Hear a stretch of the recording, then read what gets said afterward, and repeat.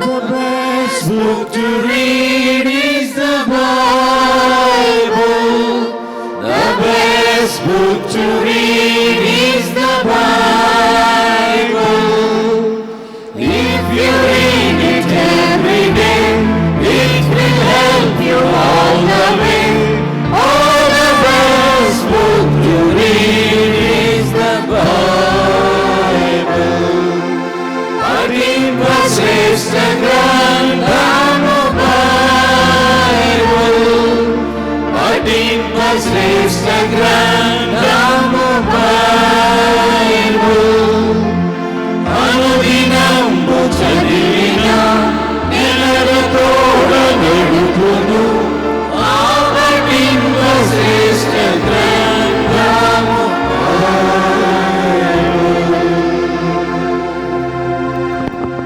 యేసుక్రీస్తు వారి యొక్క ప్రశస్తమైన నామములో మీ అందరికీ వందనాలు తెలియజేస్తున్నాను. ఈ సమయంలో దేవుని వాక్యాన్ని ధ్యానం చేస్తున్నాం. ఈ దినం ఒక పర్వదినం.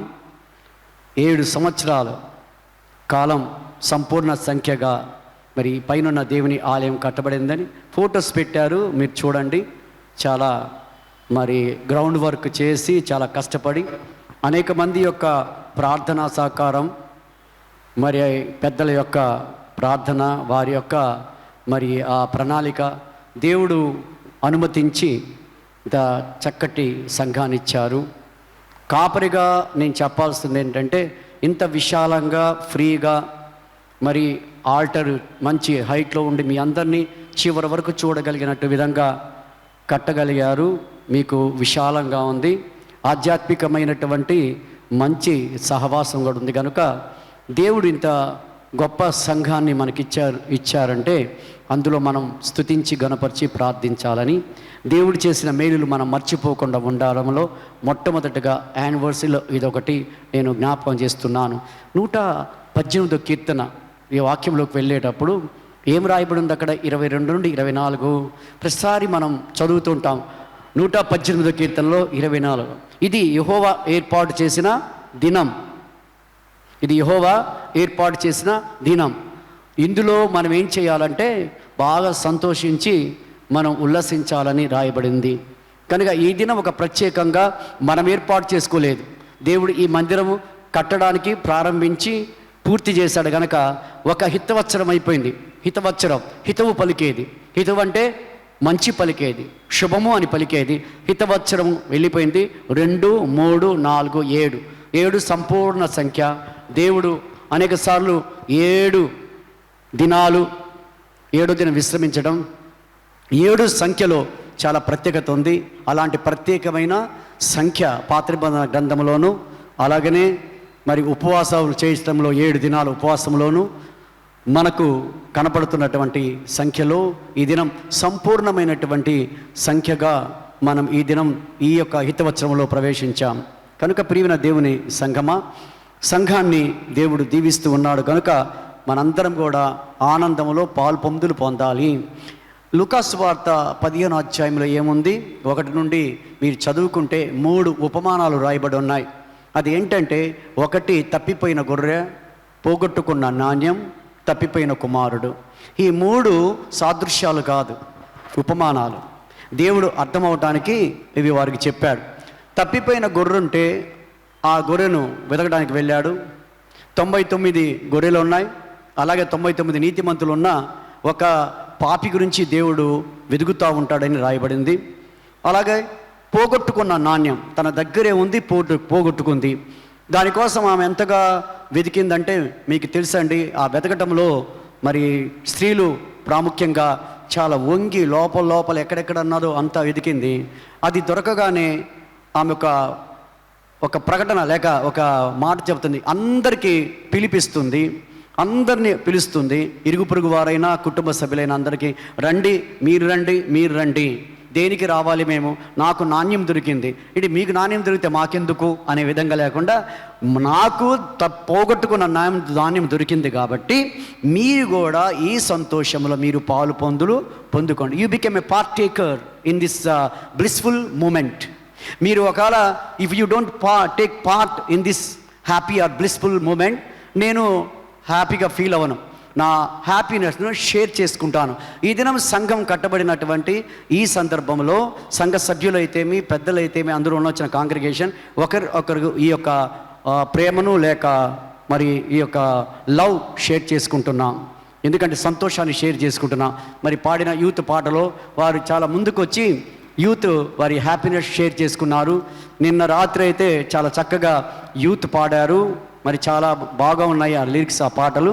వాటిలో ఏం చేశామంటే ఈ యొక్క లిరికల్ సాంగ్స్ ద్వారా మనలో ఉన్న ఆనందాన్ని, పెళ్ళికి వస్తున్న ఆనందాన్ని అందరికీ షేర్ చేశాం. ఎందుకంటే ఆనందంలో మనం షేర్ చేసుకోవాలి, ఒక ప్రత్యేకమైన దినము కనుక. మూడోది, తప్పిపోయిన కుమారుడు ఇంటికి చేరినప్పుడు తండ్రి ఆనందిస్తున్నాడు. ఆయన చూస్తూ కళ్ళంతా కూడా ఎలా అయ్యాయో తెలియదు. మరి మనం అంటాం కన్నులు కాయలు కాస్తుంటాయి, కొండంతగా, గోరంత కాదు, కొండంతగా ఎదురు చూశాడు. ఎప్పుడైతే చూస్తున్నాడో వెయిటింగ్లో అతను వస్తుంటే వెళ్ళిపోయి ఆయన మెడ మీద పడి ముద్దు పెట్టుకొని ఆయనను ప్రేమిస్తున్నాడు. ఆయన ఒక మాట అంటున్నాడు పశ్చాత్తాపంతో, నేను పరలోకానికి భూలోకానికి లో ఉన్నటువంటి నీకు నేను వ్యతిరేకంగా పాపం చేశాను, నీ కుమారులో ఒక్కడిగా అనుకోవటానికి నాకు అర్హత లేదు. I'm not worthy to be a son, నాకు వర్ది లేదు. మరి ఒక సేవకుడిగా చేర్చుకోమన్నప్పుడు తండ్రి ప్రేమను గురించి మనం మాట్లాడుతున్నప్పుడు ఆ తండ్రి కుమారుని యొక్క స్థానం, రైట్, అర్హత ఆయన ఇచ్చేశాడు. ప్రియమైన దేవుని సంగమా, ఈ 3 పానాల్లో అంతా కూడా పోగొట్టుకుంది మనకు దొరకటం, అలాగనే తప్పిపోయిన గొర్రె కోసం పరిగెత్తటం, అలాగే తప్పిపోయిన కుమారుడు తండ్రి గృహానికి చేరటం. తండ్రి గృహము అంటే తండ్రి దగ్గరికి రావటం. అందుకే ఓషియా గ్రంథములో 14వ అధ్యాయంలో అంటాడు, ఇశ్రాయేలు నువ్వు రాను ఉద్దేశించిన ఎడల నా దగ్గరికి రావాలి, నువ్వు ఎక్కడికి వెళ్ళినా కూడా లాభం లేదు. కాబట్టి ఇప్పుడు నువ్వేం చేయాలంటే పెదవులు అర్పించొద్దు, నువ్వు పెదాలతో కాదు చేయాల్సింది, నీ హృదయాన్ని అర్పించు, అవి నాకు కావాలి. ప్రియమైన దేవుని సంగమా, కనుక ఈ హ్యాపీనెస్ నేను కూడా షేర్ చేసుకుంటున్నాను. నాకు ఒక అలవాటు ఉంది, హ్యాపీనెస్ వస్తే భయపడతాను, ఎవరైనా పొగిడితే భయపడతాను. పాస్టర్గా ఈ అనుభవం నాకుంది. ఎందుకంటే ఎక్కువ ఆనందంలో కూడా ఏమవుతుందనే భయం. అందుకని అప్పుడు ప్రార్థన చేసుకుంటాను. ఈ ఆనందం, పెళ్ళికి ఆనందం ఫౌంటైన్ మామూలుగా ఆరిపోయేది కాదు, అలాంటి దాంట్లో మనం ఉన్నాం. కనుక ఈ యొక్క 7 కాదు 8, 9 ఇలా ఎన్నెన్నో మరి హితవత్సరాలు లేక యానివర్సరీలు మనం జరుపుకొని దేవుడు మనం దీవించి ఆస్వాదించేలాగా దేవుని వాక్యంలోకి వెళ్తున్నాం. ఇక్కడ పేతురు పత్రిక, మొదటి పేతురు పత్రిక 2వ అధ్యాయం 1 నుండి చదివిన 10 వచనాలలో ఒక 8 వచనాలు మనం చదువుకున్నట్లయితే యెషయా గ్రంథం 28వ అధ్యాయం 16 అధ్యాయంలో రాసినటువంటి మాట పునరావృతమవుతుంది, మరలా చెప్పబడుతుంది. బైబిల్లో ఏదైనా వాక్యము మరలా చెబితే దానికి ఒక ప్రాముఖ్యత ఉందని అర్థం. ఒక పేరును కానీ దేవుడు బైబిల్లో రాయించడు అంటే అంత ఇంపార్టెన్స్ కాదని. ఒకసారి వారి పేరు రాయకుండా వారు చేసిన క్రియను రాస్తాడు, ఆ చేతలు లేక క్రియలు, ఆ క్రియలను బట్టి అతన్ని కనుక్కోవాలి కానీ పేరు రాయడు. మనోహ భార్య పేరు లేదు, అలాగా కొన్ని పట్టణాల పేర్లు కొంతమంది రాయలేదు. అలా రాయకున్న వారికి వారి పని ముఖ్యమేలాగా ఇక్కడ మనం గమనించినట్లయితే ప్రియమైన దేవుని సంఘమా, 28:16లో ఎన్నిసార్లు చెప్తున్నాడంటే అంత ప్రాముఖ్యత ఉంది. స్ట్రెస్సింగ్ అంటారు, ఎంఫసైజ్ అంటే నొక్కి రాయిస్తున్నాడు, అంత ఇంపార్టెంట్గా మనము వినాలని. ఇక్కడ ఏం రాయించాడు 28:16లో, నేను సియోనులో ఒక పునాది రాయిని వేశాను. పునాది, మనం పునాది వేసేటప్పుడు ఒక రాయి వేస్తాం, అది ఎలాంటి రాయి అంటే అమూల్యమైన రాయి వేస్తాం. కొంతమంది గ్రానైట్ వేస్తున్నారు, కొంతమంది ఇంకొక రాయి పెడుతున్నారు. ఎందుకంటే అంత గట్టిగా ఉన్న రాయిని చాలా నాణ్యంగా, అబ్రాసివ్నెస్ అంటారు, technical word, is not shining అనకూడదు, టెక్నికల్గా అబ్రాసివ్నెస్ ఈజ్ దే. దాన్ని ఇంకా సాన పెడుతుంటే బాగా షైనింగ్ వస్తుంది, అబ్రాసివ్నెస్ వస్తుంది. అలాంటి క్వాలిటీ ఉన్న గ్రెయిన్ డిస్ట్రిబ్యూషన్ థిక్గా ఉంటుంది. లూజ్గా ఉంటే దాని యొక్క pH వాల్యూ తగ్గిపోయి, ఇంపాక్ట్ తగ్గిపోయి, బేరింగ్ కెపాసిటీ, స్ట్రెంగ్త్ తగ్గిపోతుంది. అందుకే థిక్లీ గ్రెయిన్ ఉన్నటువంటి రాయిని వేస్తారు, అదే అబ్రాసివ్నెస్ ఇస్తుంది. అది పునాదిలో వేసే రాయి అమూల్యమైనదంట. పునాదిలో సియోనులో అమూల్యమైన రాయిని వేశాను. అది ఏ రాయి అంట? పరిశోధించబడిన రాయి. పరిశోధన, రాయిని పరిశోధిస్తారా? అవునండి, మొక్కలను పరిశోధిస్తాడు, రాయిని పరిశోధిస్తాడు, మనుషుని పరిశోధిస్తాడు. మనిషి శరీరానికి పరీక్ష ఉంది, మీకు తెలుసండి. కనుక ఒక బైక్ షాప్ చిన్నది పంపిస్తే ఏముందో రోగం చెప్పినట్టు రాయిని పరిశోధిస్తాడు. అది బలాస్ట్కి పనిచేస్తుందా? రైల్వే ట్రాక్ దగ్గర వేసే రాయిని ఇంట్లో అబ్రాసివ్నెస్కి వాడరు, అది రైల్వే బెలాస్ట్, అది గ్రానైటే. గ్రానైట్ పేరు గ్రానైట్, గుణము అది కాదు. మనం మాట్లాడుతుంది గుణాన్ని గురించి మాట్లాడితే అది నీకు ఇంటిలో అబ్రాసివ్నెస్కి వాడరు, ఎందుకంటే దాని యొక్క స్ట్రెంగ్త్, కసింగ్ స్ట్రెంగ్త్ చాలా తక్కువ, దానికి క్లోజ్గా ఉండవు grains distribution of grain size distribution. ఎందుకు మాట్లాడుతున్నాను ఇలా? ఆ రాయి పరిశోధిస్తేనే బెలాస్ట్కు ఇంటికి వాడబడతావు. అలాగే హార్డ్ వుడ్ ఉంది, హార్డ్ వుడ్ రఫ్గా వాడతారు. అలాగే టీక్ వుడ్ను చాలా మెత్తగా ఫినిషింగ్ వాడతారు. ఇది టీక్ వుడ్, షైనింగ్ ఇస్తుంది, చాలా మన్నికగా వంగిపోతుంది. ప్రియమైన దేవుని సంగమా, ఆయన ఎవరు ఈ పరిశోధించిన రాయి? 28:16 వచ్చిన యెషయా గ్రంథంలో మరలా 1 పేతురు పత్రిక 2వ అధ్యాయంలో మళ్ళా మాట్లాడుతున్నాడు. ఏంటి అంత ఇంపార్టెంట్? అలాగే 118వ కీర్తనలో 22లో కూడా ఆ కింద చదివితే ఉంది ఏంటంట, ఇల్లు కడుతున్న వారు నిషేధించిన రాయి, మూలకు తలరాయి. ఏంటిది? ఇక్కడ 2వ అధ్యాయం మీరు చదివారు, ప్రజల చేత విసర్జింపబడినను. మీరు చదివారు 1 పేతురు పత్రిక, ఎక్కడుంది? మనుషుల చేత విసర్జింపబడిన రాయబడింది 4వ వచనం. దేవుని దృష్టికి ఏర్పరచబడిన అమూల్యమైన సజీవమైన రాయియగు ప్రభువునొద్దకు. అమూల్యమైన రాయి ఎవరు? ఈ ఫౌండేషన్లో వేసే రాయి అమూల్యమైన వాడు ఆయన. అమూల్యమైన రాయిగా ఉన్నటువంటి ఆయన దేవుడు పునాదిగా ఏర్పాటు చేశాడు. దేనికి అని ప్రశ్న వేసుకోండి. ఇప్పుడు దేనికి అంటే కట్టడానికి, ఇల్లుగా కట్టడానికి, అలాగనే ఆత్మ సంబంధమైన మందిరముగా కట్టడానికి. అది మీరు చదివారు ఎఫెసీ పత్రికలో 2వ అధ్యాయంలో రాయబడి ఉంది. 19 నుండి మీరు చదవండి. మీరు ఒకప్పుడు ఇంటివారు కాదు, ఒకప్పుడు చాలా దూరస్తులుగా ఉన్నారు. యేసుప్రభు రక్షణ మీకు అనుగ్రహించాడు. యేసుప్రభు అమూల్యమైన రక్తాన్ని మీ కోసం చిందించాడు. మీరు ఇశ్రాయేలుతో ఏకజనము కాలేదు, వారికి దూరస్తులు. కనుక ఇప్పుడు ఏక మనస్సు కలిగిన వారు, ఏక కుటుంబం కలిగిన వారై యేసుప్రభు యొక్క త్యాగం వల్ల, రక్తాన్ని కార్చడం వల్ల ఒక ఇంటి వారుగా కట్టబడుతున్నారు, ఇల్లుగా కట్టబడుతున్నారు. అదే సంఘం. ఇల్లుగా కట్టబడి ఆత్మ సంబంధమైన మందిరముగా అభివృద్ధి అవుతున్నారు. ఆత్మ సంబంధమైన మందిరము అభివృద్ధి అవుతుంది అని రాయాడు. అంటే మనం కట్టవలసినటువంటి ఈ మందిరము ఆత్మ సంబంధమైన మందిరం. ఇప్పుడు ఉన్నటువంటి ఈ సూపర్ స్ట్రక్చర్లో కూర్చున్న నీవు ఆత్మ సంబంధమైన మందిరం అని రాయించాడు. ఆత్మ సంబంధమైన మందిరంగా అభివృద్ధి చెందుతూ ఆయన నివాసముగా కట్టబడాలి. ఆయనకు నివాసంగా నువ్వు కట్టబడాలి. దేవునికి నివాసంగా కట్టబడాలి, ఆయనకి నివాసంగా కట్టబడాలి. ఏ మందిరం? ఇల్లు, మందిరం అని రాయించి మందిరములో ఆత్మ సంబంధమైన మందిరముగా. ఆయన ఎవరు? అమూల్యమైన వారు. ఆయన ఎవరు? సజీవమైన రాయి యొక్క ప్రభు. ఆయన ప్రభు అంటే ప్రభువు కాదు, సజీవమైన రాయి. మూలకు తలరాయి. తల అంటే పెద్ద అని అర్థం, తల అంటే జ్ఞానము అని అర్థం. తల అంటే మనకు జ్ఞానం ఉండేది తలలోనే, మెదడు ఉండేది తలలోనే. మెదడు ఇంకెక్కడో లేదు. మెదడు తలలో ఉంటే ఆ తలలో ఉన్న మెదడు వల్లే నీ ఆలోచన వస్తుంది. అలాగే జ్ఞానం కూడా అక్కడ నిక్షిప్తమై ఉంటుంది. ఆ జ్ఞానము ఆ నొక్కుల్లో ఎక్కువగా ఉంటుంది. అందుకే నీ బ్రెయిన్ పనిచేస్తుంది. మంచి కార్యాలు, చెడ్డ కార్యాలు, దేనికైనా కూడా బ్రెయిన్ పని చేయలేదంటే క్లినికల్గా డెత్ అయిపోయాడని అర్థం. క్లినికల్ డెత్ అంటే బ్రెయిన్ పని చేయకుండా పోవటం. హార్ట్ డెడ్ అయితే హార్ట్ డెత్ అని ఎవరు అనరు. డాక్టర్ నిర్ధారించేది క్లినికల్ డెత్. అంటే ఏమంటున్నాడు ఇక్కడ? ఆయన అమూల్యమైన వాడు, తల అంటే పెద్దవాడు. అందుకే శ్రీ అని పెట్టుకుంటే ఎవరైనా, శ్రీలత అని పెట్టుకున్నా, శ్రీ వారు అన్నా, శ్రీ అంటే పెద్ద అని అర్థం. శ్రీ శ్రీ శ్రీ శ్రీ అని రాజులుగా అనిపడితే అంత పెద్ద పెద్ద పెద్ద మార్తండ మా రాజు యేసుప్రభు అని ఉండాలి.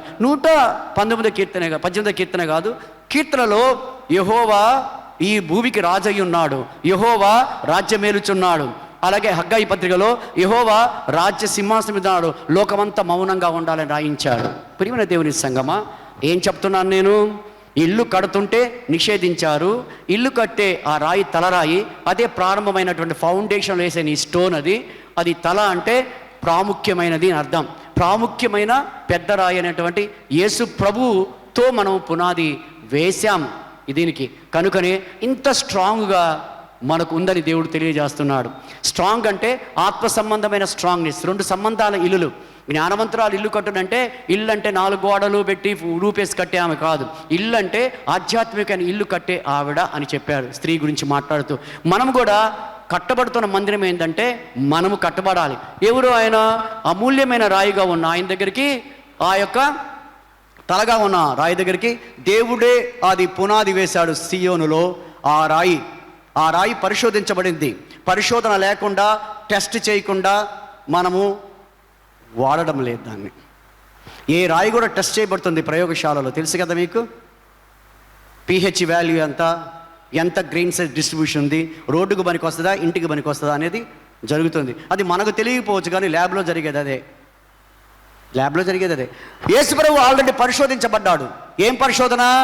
శ్రమల ద్వారా, కష్టాల ద్వారా, అన్నిటి ద్వారా ఆయన విసర్జింపబడ్డాడంట. 1 పేతురు పత్రికలో చదువుతున్నాం 4వ వచనం 2వ అధ్యాయం. విసర్జింపబడి మనుషుల చేత ఆయన దేవుని చేత ఏర్పాటు చేయబడ్డాడు. దేనికి? ఇంటికి రాయిగా ఉండడానికి. ఆ మూలస్థ రాయి తలరాయిగా ఉండాలని. ఆ తలరాయి మీద నువ్వు మందిరముగా కట్టబడాలి, ఆత్మ సంబంధమైన మందిరముగా. అంటే యేసుప్రభువు సజీవమైనటువంటి రాయి అయితే జీవము, జీవము. జీవం అంటే ఉంది, అంటే జీవాన్ని ఇచ్చేవాడు. జీవం వేరు, జీవం. అంటే జీవం కలిగిన వాడు, జీవాన్ని ఇచ్చేవాడు. యేసు ప్రభు సంఘానికి జీవం ఇచ్చేవాడు, జీవం కలిగిన వాడు. మనం జీవం కలిగిన వాడు, కానీ మనం జీవాన్ని ఇతరులకు మనం ఇవ్వలేము, ఊపిరి ఇవ్వలేము, ప్రాణాన్ని ఇవ్వలేము. యేసు ప్రభు 2 ఉన్నాడు, 2 ఇస్తాడు. సజీవుడు ఆయన, సజీవమైన రాయి ఆయన. అంటే ఈ రాయికి ప్రాణం లేదు, మాట్లాడలేదు. దాన్ని జడత్వ పదార్థం అంటారు మన సబ్జెక్ట్లో. జడత్వ అంటే మూమెంట్ లేదు. If you use a lateral force, only ఇక్కడ నుండి అక్కడ కదులుతుంది. నీవు నీ బలాన్ని ఉపయోగించాలి అది కదలాలంటే. కానీ ఆ రాయి కదలాలంటే జీవం లేని రాయి. ఎమోషన్స్ ఉండవు, ప్రేమ ఉండదు. ఏదలా ఉండి రాయి అంటే రాయి రప్ప అంటారే, అలాంటి రాయి కాదు దేవుడు. శిల అంటాడే కాదు. శిలను శిల్పంగా మలిస్తే కూడా జీవం రాదు. సజీవంగా కనబడుతుంది, కళ్ళు ఉంటాయి, మూమెంట్ ఉండదు, ఎమోషన్. మనం వచ్చి బాగున్నారా అంటే ఒక రామచిలక పరిగినట్టు కూడా బాగున్నారా అనదు. కానీ శిల్పాన్ని చెక్కిన శిలను శిల్పంగా, శిల అంటే రాయి అంటే షేప్ లేకుండా రాయి, దాని ఒక షేప్ ఇచ్చి ఒక బొమ్మగా మరిస్తే ఒక బొమ్మ సజీవంగా కనపడుతుంది అనొచ్చు. కానీ మాట్లాడే శక్తి కానీ, ఎమోషన్స్ కానీ, ప్రేమను షేర్ చేసుకోలేము. దేవుడు అలాంటి రాయి కాదు మన దేవుడు. మన దేవుడు ఎలాంటి వాడు? సజీవమైన వాడు. ఇంకా అమూల్యం, హిందీలో అయితే అన్మోల్. అన్మోల్ అంటే వెలకట్టలేనంటి రాయి. నువ్వు ఏదైనా దానికి వెలకట్టొచ్చు, ఏ రాయికైనా. అది టన్నంత బరువు ఉన్నా 1 కోటి రూపాయలు అవుతాయి. అలాంటి కోటి సూర్యుల కాంతిగా కోట్లు పెట్టినా కొనలేని జీవం ఇచ్చే రాయి. ఆత్మీయంగా కట్టబడడానికి దేవునిలో ఉన్న ఆ జీవము, సజీవం మనలోకి రావాలి. ఆత్మీయ మందిరంగా మీరు కట్టబడాలి. మనుషుల చేత విసర్జింపబడ్డాడు. ఈ లోకంలో 33.5 సంవత్సరాలు ఉన్నప్పుడు విసర్జింపబడ్డాడు. ఏదైతే ఆ యొక్క మూలరాయో ఇశ్రాయేలు ఆయన విసర్జించేశారు. తలరాయిగా లేదు. ఎక్కడ కట్టారు వీళ్ళంట? చూడండి, ఎఫెసీ పత్రికలో 2వ అధ్యాయంలో 19 నుండి మీరు కింద చదివితే 20-22 వరకు అక్కడ ఉంటుందో, ప్రవక్తల మీద మీరు పునాదులు వేశారు. ప్రవక్తలు మీద పునాదులు వేశారు. కావాలంటే తీసి చదవండి, 2వ అధ్యాయం మీ కొరకు 19 నుండి మీరు చదవండి. ఎఫెసీ పత్రిక 2వ అధ్యాయం 19 నుండి మీరు చదవండి. మీరిక మీదట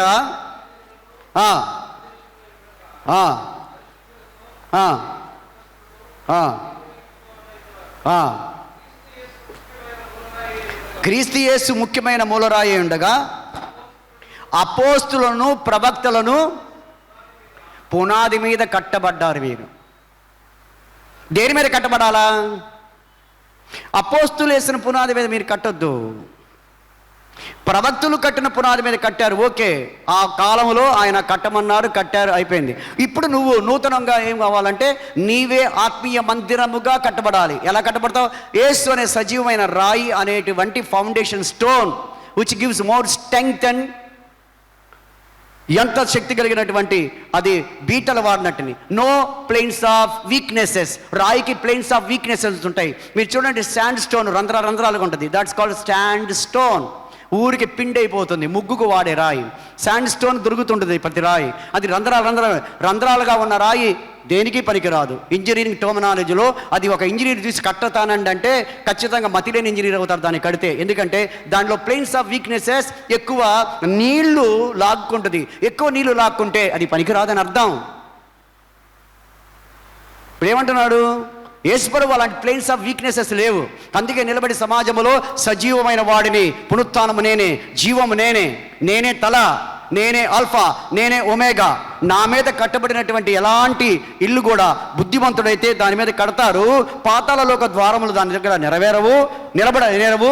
అలాంటి సంఘాన్ని నేను కడుతున్నాను. అలాంటి సంఘముగా మన సంఘం ఎదుగుతుందనే సత్యాన్ని తెలియజేస్తున్నాను. ఎందుకంటే యేసు ప్రభు అనే రాయి మీద కట్టబడినప్పుడు ఆ జీవం మనలోకి వచ్చినప్పుడు మనము జడత్వ పదార్థమైన రాయి మీద లేవు. We have no planes of weaknesses. We have no the imbibing capacity of the water. అందుకు మనం టఫ్నెస్ ఆఫ్ రాక్ అంటాం. అందుకే మనలో టఫ్ ఉంది. నీళ్ళు బాగా ఉన్నాయంటే టఫ్నెస్ లేదని అర్థం. మనలో బలహీనతలు ఉన్నాయంటే టఫ్నెస్ లేదు. నీ శరీరంలో 80% వాటర్ ఉంటుంది. ప్రతి మాంసంలో లేక మజల్లో లేక ఫ్లెష్లో 80% ఆఫ్ వాటర్ ఈజ్ దేర్. మిగతా 20% నుండి ఉండేది కండ. అర్థమవుతుందా? ఎంత నీళ్ళు ఎక్కువ ఉంటే అంత మంచిదని కూడా కాదు, నీళ్ళు తక్కువ ఉన్నా మంచిది కాదు.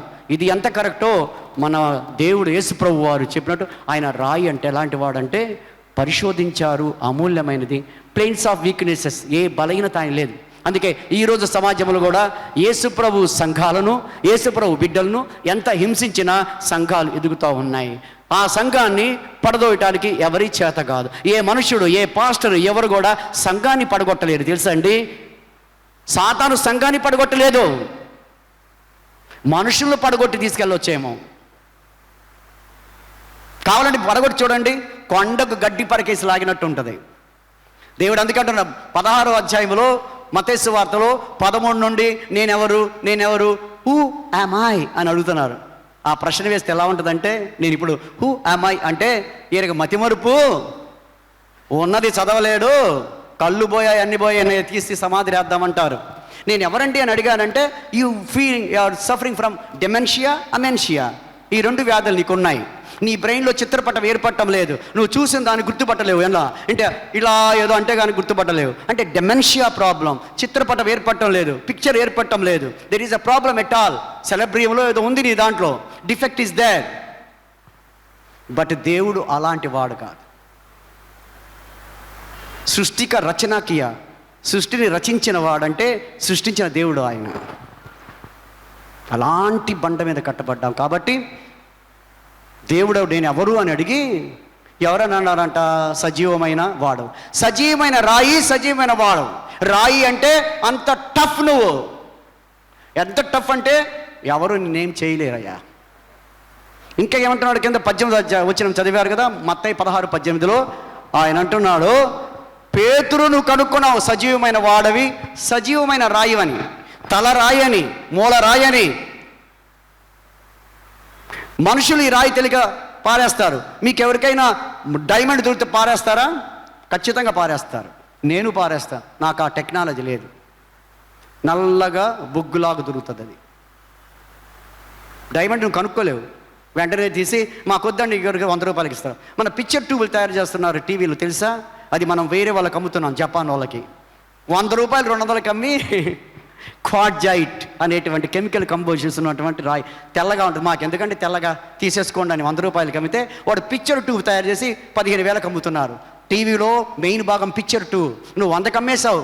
అర్థం కాక, బుర్ర లేక, you are in the any mad version. అది గుర్తుపట్టలేక, పరిశోధించలేక, టఫ్నెస్ తెలియక, వజ్రంతో కట్ అవుతుంది అంత టఫ్ అని తెలియక అమ్మేశావు.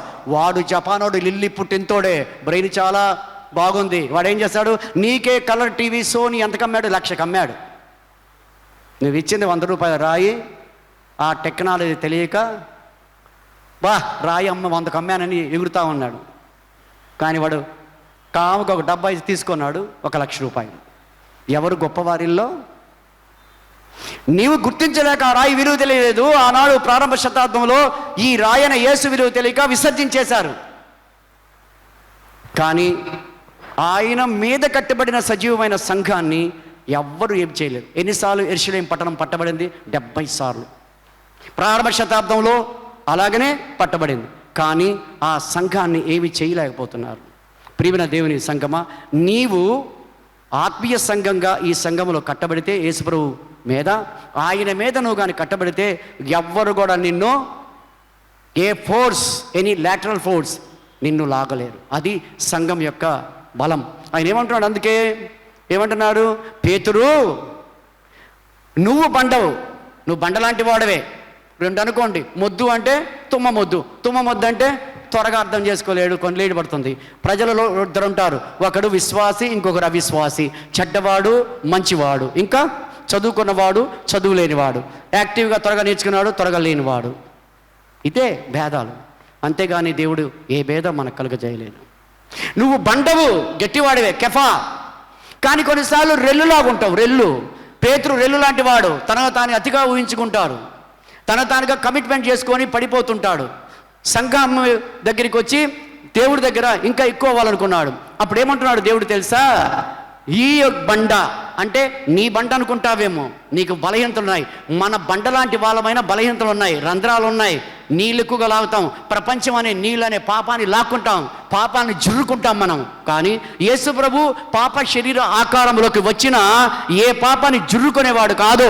హంస పాలను తీసుకొని నీళ్ళు ఎలా పారేస్తుందో, he will differentiate, you know the sin and he will throw it away. ఆయన అక్కడే పాపమైన లోకంలో పుట్టి పాపంలోనే ఉన్నాడు, పాపిగా జీవించలేడు. ప్రియమైన దేవుని సంగమా, ఏమంటున్నాడు? నువ్వు బండవే, కానీ ఎలాంటి బండవంటే వీక్నెసెస్ ఉన్నాయి. కొన్నిసార్లు గాలికి రెల్లు అంట ఆయన, కొన్నిసార్లు ఇట్లా, కొన్నిసార్లు ప్రామిసెస్ చేస్తాం, ఆ ప్రామిస్ నిలబెట్టుకోలేదు. ఏమంటున్నాడు? ఈ బండ మీద అంటే ఈ అనేది demonstration, this not that, this that demonstration pronoun. ఈ బండ మీద డెమాన్స్ట్రేట్ చేస్తున్నాడు. నేను ఏది డెమాన్స్ట్రేషన్ అంటే నేను చూపిస్తాను ప్రాక్టికల్గా. When you show practical is called demonstration. ఏదో ఒక పాట, ఏదో ఒక మాట మాట్లాడి వాక్యం చెప్పి ఇట్స్ అ డెమాన్స్ట్రేషన్ అనకూడదు. When you make it a practical appearance with AIDS, ఏదైనా ఒక సబ్జెక్ట్ చూపించి చెప్తేనే అది demonstration. Class is different, demonstration class is different. God demonstrate is love. How? ఈ బండ మీద కడతాను నేను ఇల్లు. పేతురు అనే పేరు మీద, అపోస్తుల మీద, వాళ్ళు ఆ రోజు అపోస్తుల మీద కట్టారు. పౌల మీద, పేతురు మీద, అందరి పేర్ల మీద సంఘాలు ఉన్నాయి. పేతురు మీద సంఘం ఉంది, ప్రారంభ శతాబ్దం తెలుసా నీకు? అపోలో మీద కూడా సంఘం ఉంది, పౌలు మీద ఉంది. అందుకే పౌలు గారు విమర్శిస్తున్నారు, నేను అపోలో వాడును, నేను పౌలు వాడునని పేర్ల మీద సంఘాలు కట్టారు.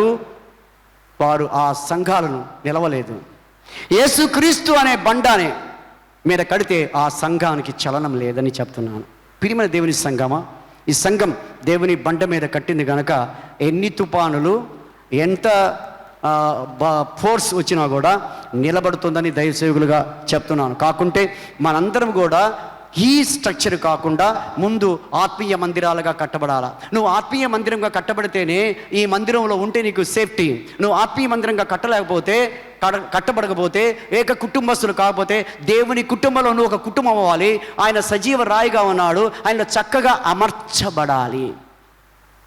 ఆయనలో అమర్చబడలేదనుకో, ఆడ్ నెంబర్ ఈవెన్ నెంబర్, మీరు చదివిన అందరికీ ఏమన్నా కదా, youth odd number even number మీరు రాస్తుంటారు. ఐఏఎస్ ఐఎఫ్ఏ రాసిన, కాంపిటేటివ్ ఎగ్జామ్ రాసిన, ఏదైనా.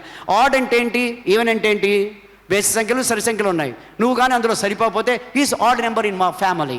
నువ్వు యేసుక్రీస్తు సంఘంలో సరిపోకపోతే, ఆ పునాది మీద కానీ అన్ఈవెన్గా ఉంటే ఏం చేయాలా? డ్రెస్సింగ్ చేయాలా, డ్రెస్ చేయాలా. నీకు డ్రెస్సింగ్ లేకుండా రాయి పెట్టు. డ్రెస్సింగ్ చేసి పెట్టే వాళ్ళు వేరు, డ్రెస్సింగ్ లేక పెట్టే వాళ్ళు వేరు. డ్రెస్సింగ్ చేసి పెట్టే కాంపౌండ్ వాల్ కాస్ట్ ఎక్కువ, డ్రెస్సింగ్ లేకుండా పొడుచుకొని వచ్చి రంధ్రాలు ఉండి ఆ రంధ్రంలో పాము దూరి ఇట్ట ఉండే. It's a zigzag manner, at a chaotic manner. That wall always gives a diagonal crack. రాసుకోండి కావాలంటే, వస్తుందో రాదు, ఎక్కడ క్రాక్ వస్తుందో చెప్పేస్తాం. Because we study those subject. ఈ డయాగనల్ క్రాక్ రాకుండా చెప్పు, if it is not in a plumb bob. ఎందుకని? అన్ఈవెన్ రాక్స్ అవన్నీ కూడా, ఇట్స్ నాట్ ప్లేయింగ్. దేవుడు సజీవమైన వాడు, సజీవమైన రాయి దాంట్లో మ్యాచ్ అవుతుంది, యాప్ట్. నువ్వు సజీవుడికి రాకుండా దాంట్లో ఎట్లా సరిపోతావు? ఎబ్బెట్టుగా కనపడతావు. ఆడుగా కనపడదు. ఏం చేయాలి ఇప్పుడు? ఆయన సజీవుడుగా ఉన్న అమ్ములుగా నువ్వు కూడా దాంట్లో చక్కగా అమర్చబడాలి. ఫిట్టింగ్ అంటాను. You have to fit with the wall. అక్కడ కూడా ఏమాత్రము హంపు రాకూడదు, లోపలికి స్వే అవ్వకూడదు, లోపలికి వెళ్ళిపోకూడదు గోడ. దేవుళ్ళు అమర్చబడితే చక్కగా అమర్చబడి మీరు కూడా సజీవ రాయి అవ్వాలి, యాజకులు అవ్వాలి. మీరు కూడా బలులు అర్పించే యాజకులు. మనందరం కూడా ఆయన దగ్గర యాజకులుగా బలి అర్పించడానికే యాజకులు ఉంటారు. బలి అర్పించేది యాజకులు ప్రభు దగ్గరికి వచ్చి అలాంటి వారుగా ఆత్మీయ మందిరంగా కట్టబడుచున్నారు. ఇంకా జరుగుతుంది. ఆత్మీయ మందిరంగా కట్టబడండి అంటున్నాడు. ప్రియమైన దేవుని సంగమా, ఈ సమయంలో మనము ఆత్మీయంగా కట్టబడి మరి అనేక కార్యక్రమాలు చేస్తున్నాం. ఇంతటితో ఆగిపోకూడదు. చాలాసార్లు ఏమంటామంటే ఒక డబ్బు 1,00,000 సంపాదిస్తే అబ్బా సరిపోయింది. ఇచ్చతి సతి సహస్రం శ్రీ లక్ష్మీపతే. 1,00,000 ఉన్నోడు ఏం చేస్తాడంటే ఇంకొక 1,00,000 సంపాదిస్తే సరిపోతుందిరా. ఒక జాబ్ ఉంటే 2 జాబులు ఉండాలి, ఒక కారు ఉంటే 2 కారులు ఉండాలి. లక్షాది ప్రస్తుత రాజ్యం. 1,00,000 సంపాదిస్తే రాజ్యం కావాలంట. అధికారం 1,00,000 ఉందా అధికారం కావాలి. రాజ్యాది ప్రస్తుత స్వర్గమీహతే. రాజ్యాన్ని సంపాదించిన వాడు స్వర్గానికి వెళ్తాడు. మనం లూకాసు వార్త 16వ అధ్యాయంలో రాజ్యాన్ని కైకర్యం చేసుకొని వాడు అలెగ్జాండర్ అయినా కత్తిపట్టి యుద్ధం చేసిన వాడు దోమ గుట్టి చచ్చిపోయిన సంగతి మనం చూస్తున్నాం. అలాగా ధనవంతుడు కూడా చనిపోతే పరలోక రాజ్యం అనేది రాదు. పరలోక రాజ్యం రాదు. కానీ సంఘం ఎదుట పరలోక రాజ్యాన్ని పాతాళము లోకాన్ని గడగడలాడిన లోకము పాతాళ ద్వారము కాదు. పాతాళలోక ద్వారాలు పాతాళము నీ దగ్గర వణికిపోతాయి. సంగమా, మంచి మాట పాడారు. సంగమా అనేది ఒక మరి నిజంగానే ఒక ఆర్మీ వాళ్ళ ఫ్లీట్ లాగా ఉంది. అది రాశారు. సంఘము దీపస్తంభం. ఎప్పుడు కూడా దీపాన్ని స్ట్రైట్గా, దీపానికి లైట్కి ఉన్నటువంటి గొప్ప గుణం ఏంటంటే స్ట్రైట్గా ఫోకస్ చేస్తుంది. కాంతిని ఇటు కాంతిని అటు ఎప్పుడు ఫోకస్ చేయదు. అదే స్ట్రైట్నెస్ ఈ సత్యం ఇప్పుడు స్ట్రైట్గా ఉంటుంది. వంకరొంకరుగా క్రూకుడ్ వే లేదా crawling not a crawling snake. స్ట్రైట్గా ఉంటుంది కాంతి పుంజము రుజుమార్గములో ప్రసరించును. చిన్నప్పుడు పాట. సత్యమనే సంఘం ఎప్పుడో తన దీపస్తంభం యేసుక్రీస్తు మీద వేశారు. కానీ నేను లాగినా నువ్వు లాగినా జోరు లాగాకే ఐసానా పడదు తుపాను. ఇక అనేకమైన కష్టాలు వచ్చినా నిలబడుతుంది. వచ్చేవారు వచ్చి పోతూ ఉంటారు కానీ నింపబడుతుంది. దేవుని సంఘం ఏ తుపానుకు లోనయ్యే సంఘము కాదు. అందుకే సంఘముతో తమాషా పడుకుంటున్నాడు పేతురుని. నీ గొప్పతనం సంఘం ముందు పనికిరాదు, నీ రాయి మీద కడతానని పెద్ద ఫీల్ అయిపోతున్నావేమో. ఎందుకంటే కొంచెం తింటే బేవని తీపుతాం, 2 రోడ్డు డబ్బులుంటే జేబులో పెడతాం, ఇంకొంచెం ధనం ఉంటే మాటలు కోటలు దాటుతాయి. నువ్వేం చేయలేవు, మానవుడివి నువ్వేం చేయలేవు. పాతాళలో ఒక ద్వారం ఇక్కడ నిలబడనేరవు సంఘం దగ్గర. అది సంఘం యొక్క సత్తా. సంఘం యొక్క సత్తా శక్తి తెలిసిన నీవు సంఘానికి శక్తివంతంగా ఆత్మీయంగా నువ్వు కట్టబడాలి. అమూల్యమైన రాయితో కట్టబడాలి. సజీవన రాయి నువ్వు అవ్వాలి. నువ్వే సజీవన రాయి. ఒట్టి రాయవకు. ప్రాణము లేని రాయి, ఎమోషన్ రాయని రాయి, విజ్ఞాపన ప్రార్థన లేని రాయి, విశ్వాసం లేని రాయిగా అవ్వకూడదు. God is a living God, living stone. The stone is a living. He has a life and blood. ఆ రాయిగా నువ్వు అయితే అమర్చబడతావు. ఆయనలోకి అమర్చబడి చక్కగా కనపడాలి. ఎంత చక్కగా ఉందండి బిల్డింగ్ అంటే ఆయనలో అమర్చబడాలి. తల్లి బిడ్డకు ఉన్న పోరాటం తెలుసా? కన్సీవ్ అవ్వగానే బిడ్డ లోపల పోరాడుతూ ఉంటుంది పిండ స్థితులు. ఎందుకని? ఈ పరిస్థితి నాకు నచ్చడం లేదు మమ్మీ. ఏంటి నువ్వు అన్నం పంపిస్తున్నావు, తింటున్నాను అని ఈవెన్ అట్మాస్ఫియర్ 3 months వరకు పోరాడి దాన్ని సెట్ అవుతుంది. It's very comfortable to my mummy home, so I saturated. తర్వాత కూడా నువ్వు ఉండాలి లోపల, తన్నుకొని బయటకు వస్తాను అంటుంటాడు. అర్థమవుతుందా? దీంట్లో మనం అమర్చబడకుండా అనీవెనటువంటి అట్మాస్ఫియర్ లేదు. నీవు బాగు ఉండవు కానీ సంఘం బాగానే ఉంటుంది. ఒకవేళ మనలో తప్పులు ఉండొచ్చు కానీ సంఘంలో తప్పులు లేవు. మనం వెళ్ళి పాఠశాలకు వెళ్ళి పాఠశాల బాగాలేదు అంటానికి లేదు. అదే పాఠశాలలో చాలామంది చదివి వెళ్ళిపోయారు. అర్థమవుతుందా? యేసుప్రభు రాయిలో ఎవరైనా ఏలుబెట్టి చూపించగల ప్రపంచంలో వారు ఎవరైనా? యేసు నిలబడి ఇలా అంటున్నాడు, ఏమంటున్నాడు? నాలో పాపముందు ఎవరైనా నేరస్థాపన చేయగలరా అన్నాడు. నేరస్థాపన చేయలేరు. దీపస్తంభము, సత్యము, వెలుగు. కనుక ఏం చేయాలి మనం? ముందు ఏక కుటుంబం అవ్వాలి. 33 కీర్తన అనుకుంటాను, 33 కీర్తన. సహోదరులు ఐక్యత కలిగిరుట ఎంత మేలు, మనోహరము. ఆయన ఆ పర్వతం మీద నుండి కానీ అక్కడ నుండి కారి, అలాగనే అహరోను గడ్డం మీద కారేటువంటి మంచులాగా, తేనెలాగా అభిషేకించబడిన విధంగా ఉంటుంది. అలాంటి ఏక కుటుంబం అవ్వాలి. ఒకప్పుడు ఏక కుటుంబం లేదు, అన్యులుగా ఉన్నాం, రక్షణ లేదు, దూరస్తులం దేవునికి. ఇప్పుడు యేసు ప్రభుతో కట్టబడితే ఆయన దూరాన్ని తొలగించాడు, ఆయన రక్తాన్ని కార్చాడు. కనుక ఇప్పుడు ఏక కుటుంబం అయ్యారు. ఏం చేయాలంట? ఆయన సంధి చేసేసాడు తండ్రికి మనకు మధ్యలో. ఆయన ప్రభు ఆధ్యాత్మికంగా కట్టబడడానికి మధ్య ఉన్నాడు. ఆయన కట్టే దేవుడు.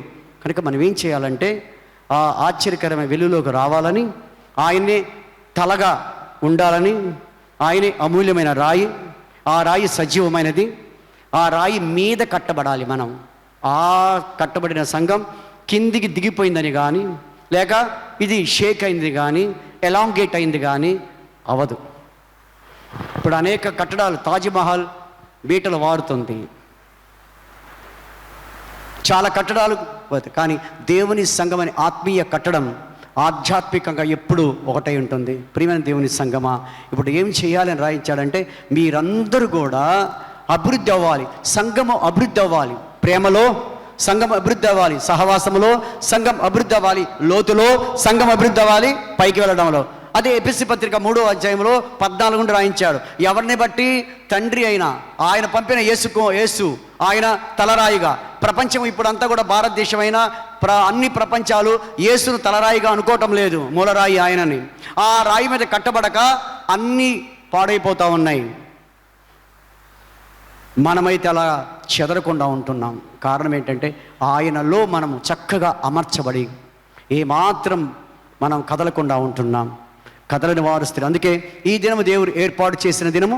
మనందరం కూడా ఈ సంఘం ఇలా కట్టబడినందుకు మనం సంతోషిద్దాం. మనం ఇది ఏర్పాటు చేశాడు దేవుడు, ఇలా కట్టాలని.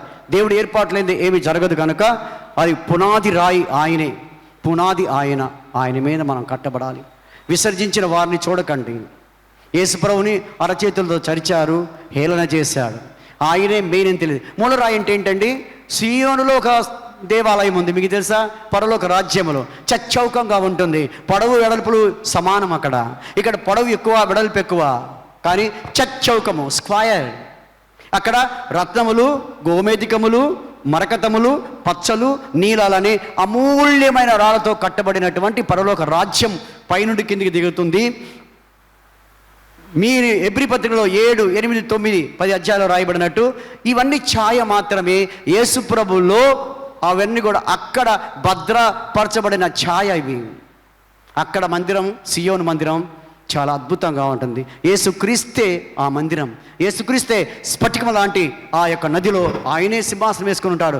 ఆ పట్టణములో క్రీస్తు ఉన్నాడు. ఇక్కడ సంఘాన్ని పట్టణం అన్నాడు, సంఘాన్ని దేవాలయం అన్నాడు, సంఘాన్ని ఇల్లు అన్నాడు. ఇల్లు, దేవాలయము, పట్టణము. ఆ పట్టణములో క్రీస్తు ఉన్నాడు, ఆ పట్టణానికి చలనము లేదు.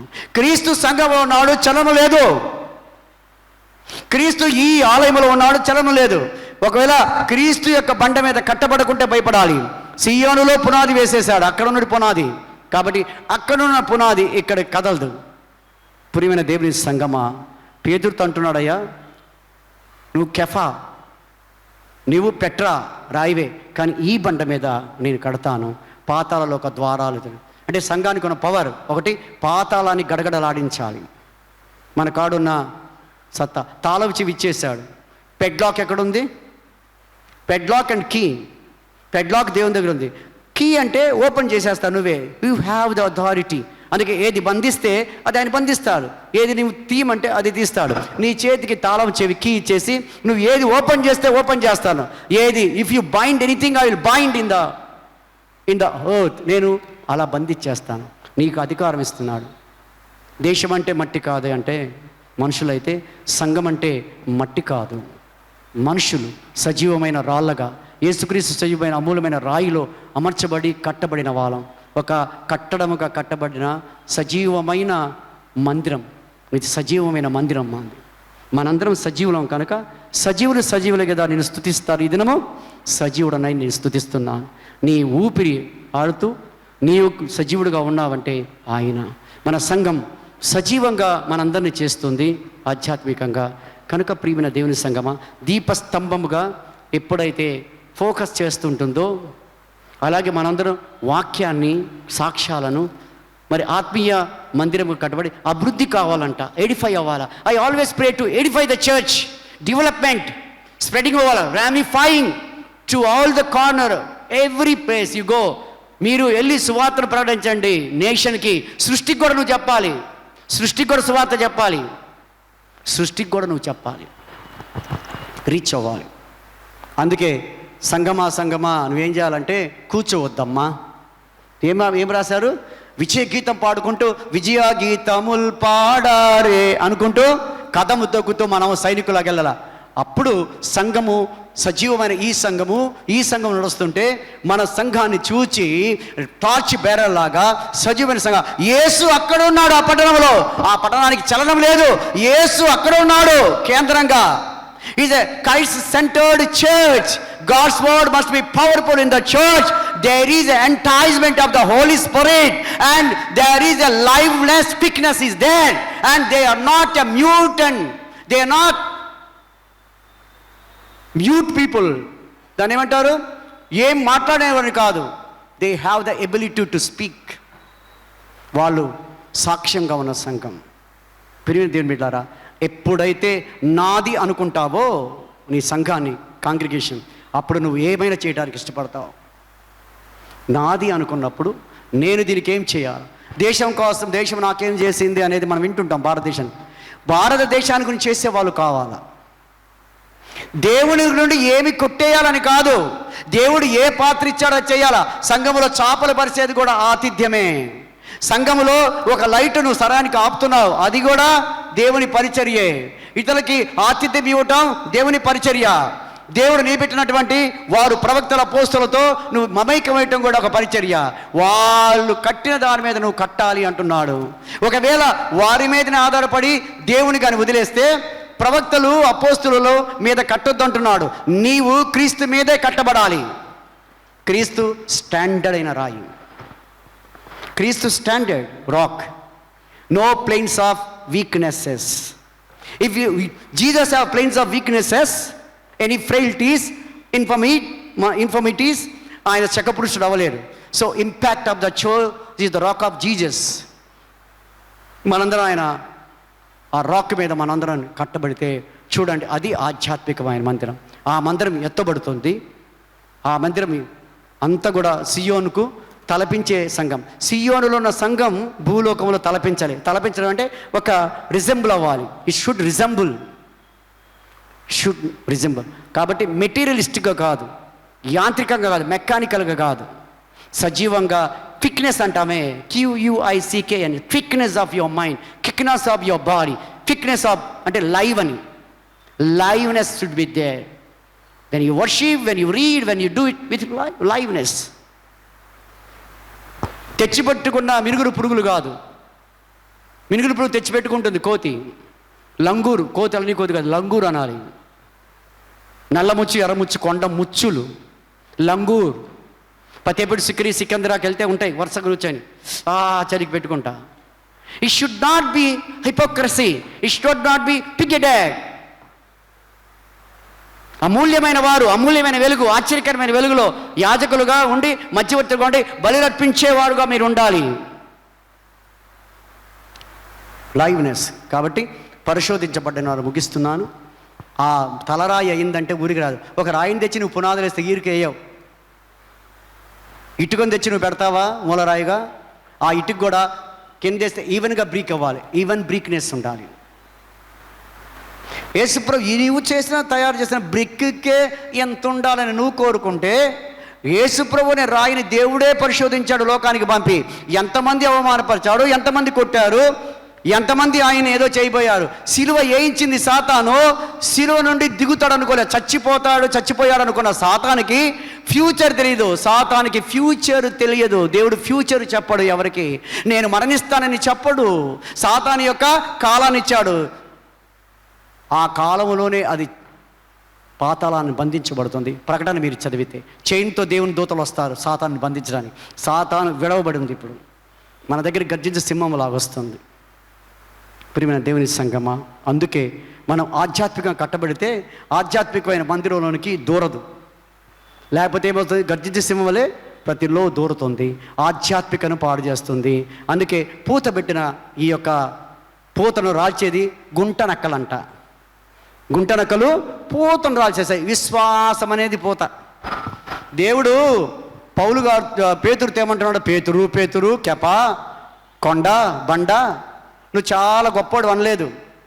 సీమోను లూకా 22:30-31 సీమోను నువ్వు కెఫావే, you are rock, but one thing I want to make you remember. ఏంటంటే సాతాను పట్టి గోధుమ గింజలాగా జల్లించడానికి కోరుకుంది. నేను ఈరోజు హిందీ ఆరాధన చెప్పాను. కోరుకుంటుంది, మనోహర్ కావాలా, కోరుకుంటుంది. సాతాన్ వాంట్స్ ఎ ప్రే అంటే తెలుసా, దానికి ఆహారం. ఎందుకు కోరుకుంటుంది? విశ్వాసులను కోరుకుంటుంది. విశ్వాసుల్ని కాని వారిని కోరుకోదు. దేవుని సజీవమైన సంఘాన్ని కోరుకుంటుంది సాతాను. గలిబిలిని కోరుకుంటుంది, యుద్ధాలు కోరుకుంటుంది, డీవియేట్ చేస్తుంది, వర్గాలు చేస్తుంది. ఆ సాతాను నిన్ను కోరుకుంటుందయ్యా. నాకు తెలిసిపోయి, నీకట్ట తెలుసు ప్రభువా. ప్రార్థన నేను చేస్తాను, నువ్వు ప్రార్థన చేస్తున్నావు అది కాదంట. యేసు ప్రభు ప్రార్థన చేస్తున్నాడు. ఏమని? విశ్వాసము నుండి తొలగిపోకుండా స్థిరులుగా ఉండాలని. మీరు యేసు స్థిరులను కదలని వారుగా ఉండాలని. కదలకూడదు. బిల్డింగ్ కదిలిందంటే అంటే చాలా ఐలాండ్లు ఇప్పుడు లేవు, కలిసిపోయాయి. కొన్ని ఐలాండ్ మీరు చూడటం లేదు, నీళ్ళలో కలిసిపోయి గ్లేజియర్స్ అయిపోయాయి. ఆ ఉనికి లేదు ప్రపంచంలో, ఐలాండ్ మునిగిపోయాయి. మరి దేవుని సంఘం ఎప్పుడు మునిగిపోదు, ఎప్పుడు నామరూపాలు లేకుండా పోదు. హిస్టరీలో నేమ్ ఉంటుంది. అందుకే 1870-80 ఆ సంవత్సరం నుండి దీని ఇంపాక్ట్ ఉంది. ప్రియమైన దేవుని బిడ్డలారా, కనుక సాతాను మనల్ని కోరుకుంటుంది. నేనే అనుమతించాను అంటున్నాడు. నేనే అనుమతించాను కాబట్టి సాతాను ఎదిరించే సంఘముగా, ఆర్మర్ ఆఫ్ గాడ్ కలిగిన సంఘముగా, విశ్వాసము తగ్గిపోకుండా ఉండే సంఘముగా, ఎత్తబడే సంఘములు ఉండాలని ఇలాంటి దినాలు ఎన్నెన్నో, మరెన్నెన్నో, ఇలాంటి సంవత్సరాలు ఎన్నెన్నో హితవత్సరాలుగా అభివృద్ధి పదములో ముందుకు వెళ్ళి అనేక మందికి మాదిరికరంగా, ఎగ్జాంపుల్గా ఉండే సంఘముగా ఉండి, ఈ యొక్క లైట్ హౌస్ లాగా లేక ఫోకసింగ్ ఈ సత్యవాక్యాన్ని నలుదిశలా ప్రకటింపజేసి ఇంకా ర్యామిఫై అవ్వాలి, వృద్ధి చెందమంటున్నాడు. వృద్ధి అవ్వాలి. అక్కడ ఉంటుంది పరమగీతలు. ఈ మాట చెప్పి ముగిస్తున్నాను. మాకు ఒక చిన్న చెల్లెలు ఉంది. ఎవరా? చిన్న బుజ్జి చెల్లెలు, బంగారు తల్లి, కొండ, నా బంగారు కొండ అంటామే. ఆ బంగారు కొండ భలే బంగారంగా ఉంది, మనుగుల బంగారం. మా వెండి కొండ బాగానే, కానీ ఎదగటం లేదంట. దేవుడు వివాహం చేసుకోవాలంటున్నాడు, ఎదగడం లేదు. ఆత్మీయంగా ఎదిగితే కదా వివాహం. దేవుడు ప్రదానం చేసుకున్నాడు, ఎదగడం లేదు. దేవుడు అంటాడు ఎప్పుడెప్పుడు రావాలి, ఆయన ఆగమన ప్రకాశం చేత లేయాలనుకున్నాడు, తయారైపాడు పెళ్ళికొడుకు. కానీ చిన్న చెల్లెలు ఎదగడం లేదు. పెద్ద చెల్లెలు ఎదిగింది, పెళ్ళి అయిపోయింది. ఎదిగితే కదా. ప్రాకారం కట్టాలనుకుంటున్నాడు, గోపురాన్ని చెక్కాలనుకుంటున్నాడు, ఎన్ని చేయాలనుకున్నా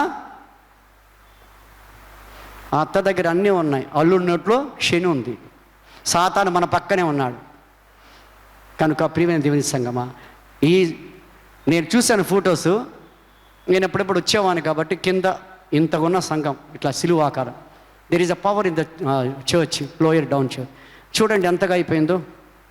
మరి ఇంకా విస్తరించి మన బిడ్డలు ఇప్పుడు పాడిన వాళ్ళందరూ నాయకులుగా జనరేషన్ టు జనరేషన్ ఆ యొక్క సొలొమోను మహారాజు టెంపుల్ లాగా ఇంకా విస్తరించాలి. అనేక మంది చేర్చబడాలి. నేను అదే కోరుకుంటాను. అనేక మంది చేర్చబడాలి, అనేక మంది బయటికి వెళ్ళాలి. వారు 5-fold మినిస్ట్రీ చేయాలి. సువార్త, బైబిల్ కాలేజీలో ఉన్న ప్రొఫెసర్స్, ఇంకా ప్రొఫెసర్స్గా, సువార్థికులుగా, అపోస్తులుగా, బోధకులుగా నలుదిశల ప్రపంచమంతా సృష్టి అంతా వెళ్ళిపోవాలని కోరుకుంటూ సంఘ కాపరిగా విశాల హృదయంతో దృక్పథంతో దీవిస్తూ మరి ఈ దినం ఆనందిస్తున్నారు. షేర్ చేసుకోండి. ఈ సంఘాన్ని కట్టిన దేవుడు తన స్వరక్తమిచ్చి సంపాదించాడు.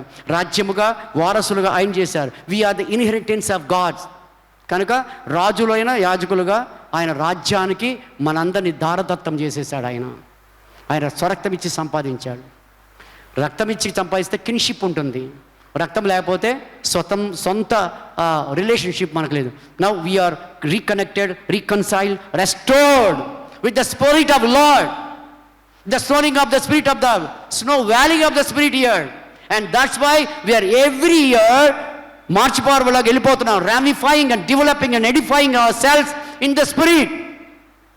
మనం ప్రీచింగ్ చేయటం, వాక్యాలు బాగా నేర్చుకోవడం, వాక్యాలు చెప్పగలిగిన వారు ఉన్నారు, పాటలు రాయగలిగిన వారు, మంచి గాత్రం ఉన్నవారు, నాయకులు అందరు కూడా ప్రొడ్యూసింగ్ అయినటువంటి సంఘముగా దేవుడు దీవించి ఆశీర్వదించునుగాక ప్రార్థన చేస్తాం. మిక్కిలుగా ప్రేమిస్తున్న పరలోకపు తండ్రి, మీ పాదాలకు వందనాలు, స్తోత్రాలు.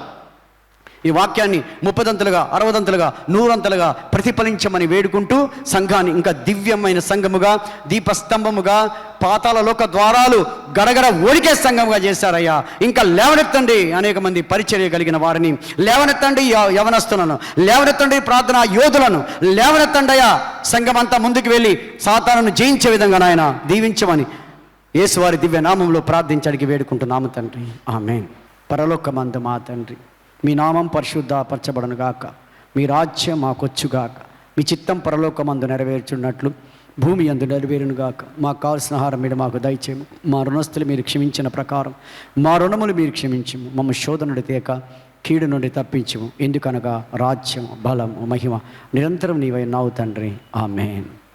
మన పరమ తండ్రి అయిన దేవుని ప్రేమయు, కుమారుడైన యేసుక్రీస్తు వారి యొక్క కృప, పరిశుద్ధాత్మ దేవుని అన్యోన్య సహవాసము, ఆయన కాపుదల, నిత్య భద్రత ఇప్పుడు ఎల్లప్పుడూ సదాకాలం సంఘముతోనూ, కుటుంబాలతోనూ, సార్వత్రిక జ్యేష్ఠుల సంఘముతోనూ తండ్రి అయిన దేవుడు, కుమారుడైన దేవుడు, పరిశుద్ధాత్మ దేవుడు తోడై నడిపించును గాక. ఆమేన్. Thank you one and all. God bless you. Go in peace. దేవుడు దీవించి ఆశీర్వదించును గాక.